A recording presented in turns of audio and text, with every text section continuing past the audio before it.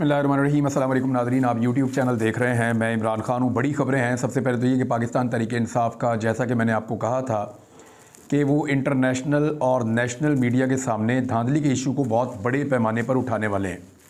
ये मामला अब सुप्रीम कोर्ट में भी गया है, लेकिन पहले ये आप देखें कि पाकिस्तान तहरीक इंसाफ ने इसको किस अंदाज में उठाया।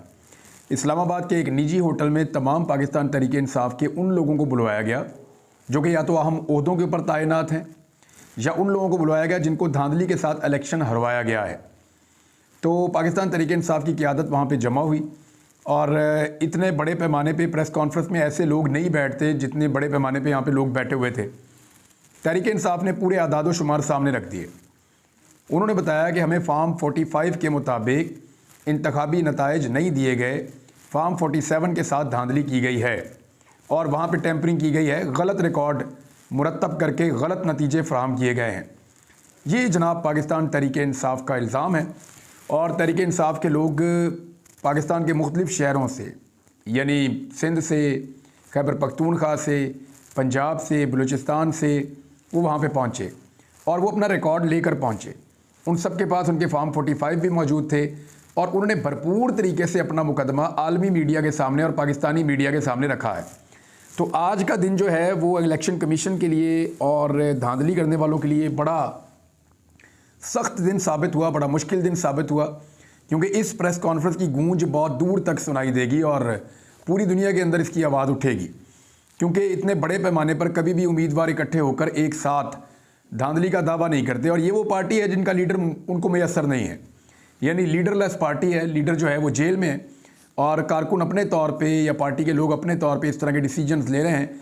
तो ये एक बड़ा इकट्ठ था, इसको एक बड़ी कामयाबी कहा जा सकता है, और उन्होंने अपना पूरा मौक़िफ़ सही तरीके से दुनिया के सामने रखा है। मुख्तलिफ़ लोगों ने मुख्तलिफ़ स्टेटमेंट दिए, लेकिन उसका लुब्बे लुबाब ये है कि पाकिस्तान तहरीक इंसाफ का कहना है कि हमारे पास जो टोटल नशिस्तें थीं वो 179 हैं, यानी 179 हमारी टोटल सीटें होनी चाहिए फॉर्म 45 के मुताबिक। 179 का आपको मतलब पता है?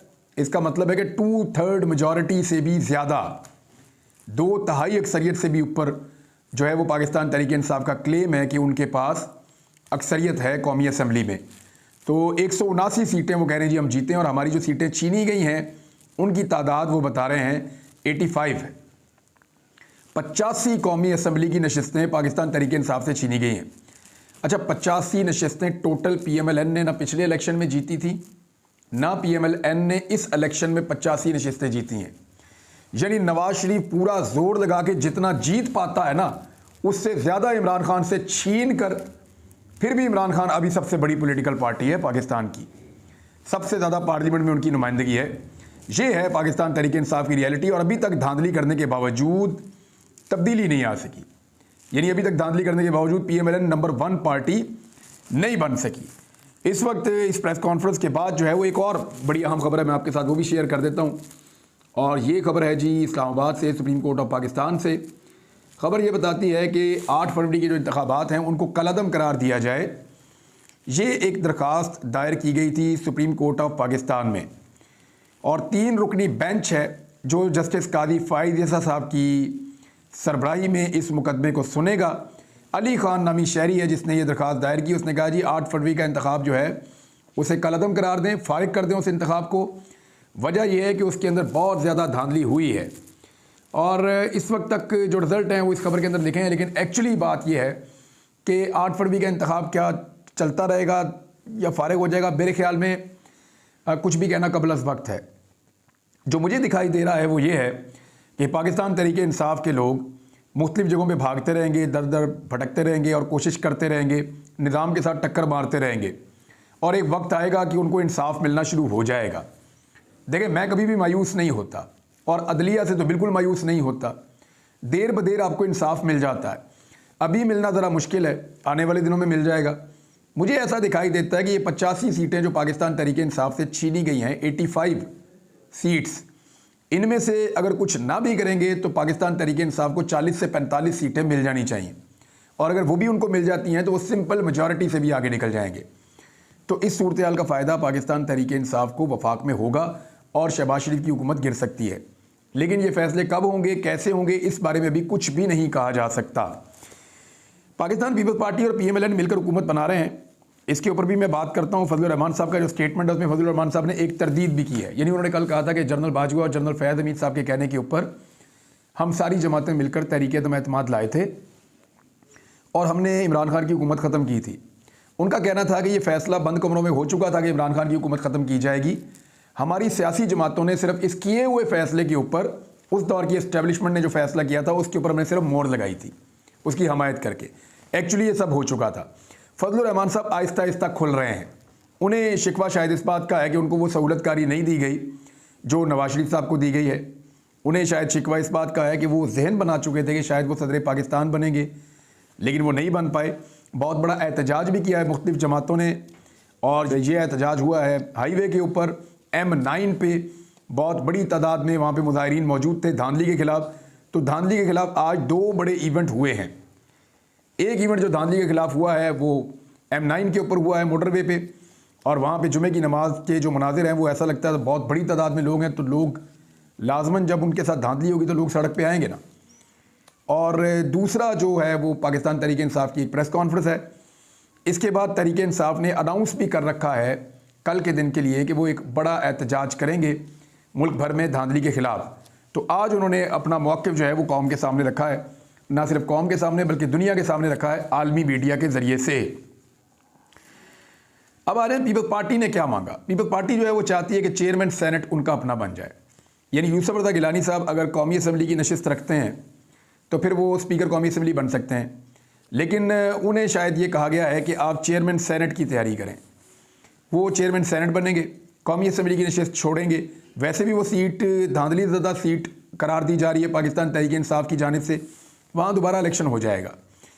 और जो स्पीकर कौमी असम्बली वाला मामला है वो भी पाकिस्तान पीपल्स पार्टी चाहती है उनको मिले, और इस पर वो खुर्शीद शाह साहब को शॉर्ट लिस्ट कर चुके हैं। अब देखते ये हैं कि PMLN अयाज सादिक साहब की कुर्बानी देती है या नहीं देती, क्योंकि अयाज सादिक साहब को खुश रखने के लिए उन्होंने शेख रोहेल असगर साहब की कुर्बानी तो दे दी है PMLN ने। अब फजलुर रहमान साहब ने पहले जो स्टेटमेंट दिया था वो मैंने आपको बताया, वो ये था कि जनरल बाजवा जनरल फैज़ साहब के कहने पे उन्होंने ये किया, लेकिन उसके बाद उन्होंने अपना स्टेटमेंट बदला। उन्होंने कहा जी मैंने जनरल फैज़ का नाम गलती से ले लिया था, एक्चुअली वो उनके बाद आने वाले जो थे वो उनका नाम मुझे लेना था। तो उनके बाद आने वाले आप सब जानते हैं कि मौजूदा जो DGISI हैं उनके ऊपर फजलुर रहमान साहब का ये एलिगेशन है, और उनका ये कहना है कि ये सारा कुछ जो हुआ इमरान खान के ख़िलाफ़ तहरीक-ए-एतमाद का मामला, इस मामले के अंदर इस्टेब्लिशमेंट इन्वॉल्व थी, और इमरान खान साहब का जो मौक़िफ़ है कि उनको निकाला गया और ये फ़ैसले बंद कमरों में हुए, तो फजलुर रहमान साहब ने उस मौक़िफ़ के ऊपर स्टैंप कर दिया। वो ये कह रहे हैं कि बिल्कुल ठीक कह रहे हैं इमरान खान, और वो इसकी जस्टिफिकेशन ये दे रहे हैं कि अगर उस वक्त मैं बात ना मानता उस वक्त की इस्टेब्लिशमेंट की, तो होता ये कि ये कहा जाता कि फजलुर रहमान इमरान खान को बचा रहा है। तो अभी फजलुर रहमान साहब के साथ खुद क्योंकि हालात बहुत पतले हो गए हैं, सिंध में उनके खिलाफ धांधली हुई है बहुत बड़ी, उनको ये लगता है, और खैबर पख्तूनख्वा में उनको जितवाया भी नहीं गया, तो उनकी शिकायत का अंबार बहुत बड़ा है। उनका बेटा जो है वो अभी भी चंद पोलिंग स्टेशंस के नतीजे का इंतज़ार कर रहा है कि शायद वो सीट मिल जाए। देखते हैं फजलुर रहमान साहब को सीट मिलती है या नहीं मिलती। अब आ जाए कि रिबटल क्या आया है। देखिए रिबटल जो है वो कुछ सहाफ़ी हैं जो ये कह रहे हैं कि जनरल फैज़ की तवस्सुत से उनका ये कहना है कि जनरल फैज़ ने कहा कि मैं तो नहीं था, बल्कि मैं तो उस वक्त था कोर कमांडर पेशावर। तो उसके ऊपर जो है वो मौक़िफ़ आ गया फजलुर रहमान साहब का कि एक्चुअली फैज़ हमीद का नाम मेरे मुंह से निकल गया, वो उनके बाद वाले थे। लेकिन अब मलिक अहमद ख़ान साहब जो हैं, जो जनरल रिटायर बाजवा साहब के बहुत करीब थे, मैं पहले भी आपको बता चुका हूँ, मलिक अहमद ख़ान साहब जो हैं वो उस वक्त की एस्टेब्लिशमेंट की नज़र में वज़ीर आला पंजाब के लिए एक बेहतरीन उम्मीदवार भी थे, और इस हवाले से मैं बहुत सारी चीज़ें जानता हूँ मलिक अहमद ख़ान साहब के हवाले से। वक्त आने पर वो चीज़ें आपके सामने आ जाएंगी इंशाल्लाह। अभी ये है कि उन्होंने कहा कि जो स्टेटमेंट फजलुर रहमान साहब ने दिया है वो गलत है। जनरल बाजवा मना कर रहे थे कि तहरीक-ए-एतमाद ना लाएं, तो फजलुर रहमान साहब उनकी तजवीज़ मुस्तरद कर रहे थे और मना नहीं हो रहे थे। अब ये बिल्कुल 2 अलग अलग स्टेटमेंट हैं। फजलुर रहमान साहब कह रहे हैं कि मुझे जनरल साहब ने कहा था, हम सबको कहा था, उनके कहने पे हमने ये कर दिया। अहमद खान ये कह रहे हैं कि नहीं, बल्कि उन्होंने मना किया था, उनके मना करने के बावजूद हमने ये कर दिया, और फजलुर रहमान साहब ने इसको लीड किया। फजलुर रहमान साहब पे एक इल्ज़ाम राना सनाउल्लाह साहब ने भी लगाया। उन्होंने कहा कि हमें जो फंसाया ना पिछली हुकूमत के अंदर, वो फजलुर रहमान साहब ने फंसाया, यानी हमारा कोई इरादा नहीं था वो हुकूमत लेने का, लेकिन फजलुर रहमान साहब ने हमारे गले में वो हुकूमत डाली जो पीडीएम की हुकूमत थी। लेकिन मुझे तो दिखाई दे रहा बड़े शौक से शहबाज शरीफ साहब ने प्रोमोज बनवाए थे, राणा सनाउल्लाह साहब बड़े शौक से आके इक़्तिदार में बैठे थे और इन लोगों ने अवाम का जूस निकाल दिया। इस कदर इन्होंने महंगाई की, इस कदर पाकिस्तान के हालात ख़राब किए, इस कदर जुल्म और बर्बरियत की, उसकी इंतहा पाकिस्तान में कभी हमने इस कदर हमने जुल्म नहीं देखा था और इतनी महंगाई और मईशत की इतनी तबाही हमने कभी नहीं देखी थी जो पीडीएम ने उन 16-18 महीनों के अंदर कर दी थी। अब एक और ख़बर है वाइट हाउस की जानिब से, क्योंकि इमरान खान साहब ने कल एक स्टेटमेंट दिया था। उन्होंने कहा था कि अमेरिका को इसके ऊपर नोटिस सख्त लेना चाहिए और मौक़िफ़ अपनाना चाहिए कि पाकिस्तान के अंदर शदीद तरीन धांधली हुई है। तो अब जो खबर आ रही है वो ये है कि अमेरिका ने इसका सख्त नोटिस लिया है। तर्जुमान वाइट हाउस जॉन कर्बी ने बयान में कहा है कि आलमी मुबस्सरीन इस वक्त भी पाकिस्तान में मौजूद हैं और उन्होंने वोटों की गिनती और उसके अमल के ऊपर नज़र रखी हुई है। इस बारे में मज़ीद कुछ नहीं कहूँगा। जॉन कर्बी ने पाकिस्तानी इंतखाबात में वोटर्स को दबाव में लाने और मुबैना धांधली के इल्ज़ामात पर तशवीश का इजहार करते हुए कहा कि अमेरिका इस सूरत हाल को बहुत करीब से देख रहा है। अमरीकी महकमे खारजा एक से ज़ायद बार पाकिस्तानी आम इंतखाबात के दौरान धांधली के इल्ज़ामात की तहकीकात का पहले ही मुतालबा कर चुका है और बरतानिया भी ये मुतालबा कर चुका है। यूरोपीय यूनियन भी ये मुतालबा कर चुका है कि लेवल प्लेइंग फील्ड दी जाए। अमेरिका बारहा पाकिस्तान से मुतालबा कर चुका है धांधली के इल्ज़ामात के हवाले से कि तहकीकात की जाएँ। दूसरी जानिब यूरोपीय यूनियन और बरतानिया भी यही मुतालबात कर चुका है। ऑस्ट्रेलिया और कनाडा में भी आवाज़ें उठ रही हैं। तो दुनिया भर में पाकिस्तान के जो इंतखाबी अमल है उसके ऊपर, उसकी शफाफियत के ऊपर सवालिया निशान लगा हुआ है। पाकिस्तान इन इल्ज़ामात को मुस्तरद कर चुका है। रियासत पाकिस्तान की जानिब से कहा गया कि नहीं, यहाँ पे इंतखाबात जो हैं वो ठीक हुए हैं। अब एक खदशा ये है कि अगर आलमी सतह पे इन इंतखाबात को मुस्तरद कर दिया जाता है या पाकिस्तान में आने वाली हुकूमत के मैंडेट को तस्लीम नहीं किया जाता तो ये एक और अजीब सूरत हाल होगी। लेकिन मुझे ये होता हुआ दिखाई नहीं दे रहा।